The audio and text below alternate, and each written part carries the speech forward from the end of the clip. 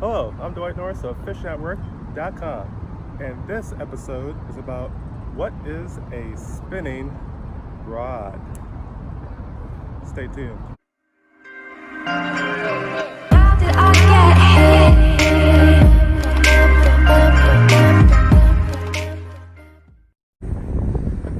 Now, your question of what is a spinning rod is an interesting thing, because usually when you talk about spinning, you're talking about the spinning reel.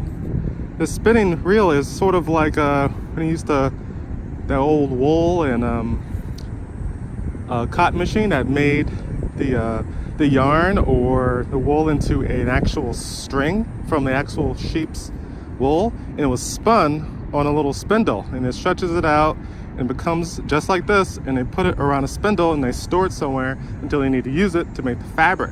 The spinning reel does the same thing in the same concept. It comes from a source.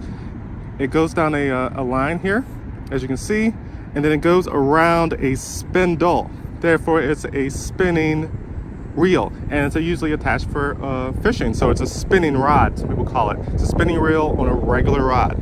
It's not a big deal. If you had a baitcaster, you flip it upside down, it's a baitcaster, and you use your thumb on it, and you can call that a spinning thing because it has a spindle on it, but it's spun differently. This is spun the traditional way, the same way you do yarn. So that's why it's called spinning for a spinning reel. Now, to cast it, you simply have this locking device that locks it down and it doesn't move backwards. So the line is taut here, and you have your bait hanging, and then when you need to do it, you just pull this back, open your bail, which is called, and you just cast it out, and then you close it and you wait. I actually taught this to my son, 1, 2, 3 concept. First, you hold your line, then you open the bail, then you pull it back and you cast.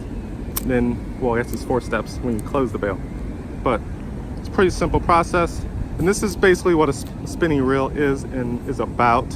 I don't want to go into too many in-depth things about it, history, who made up the name, but a spinning rod, that's what you can call it.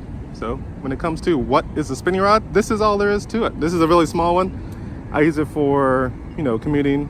Sometimes my son uses it. It's a Zebco Dock Demon. And I think my line is probably too heavy for this rod because I didn't look at it first. So whenever you are spooling your line on your reel, make sure you do it within the requirements, or you at least know from your own testing that it's going to work out and not be too thick, because it can really mess up your casting. Can't go as far. You get tangles. It comes off the reel easily if it's too big, and if it's too small, which is almost never, it'll just be a weak line and it'll snap, and you can't put heavy weights in there. So that's it.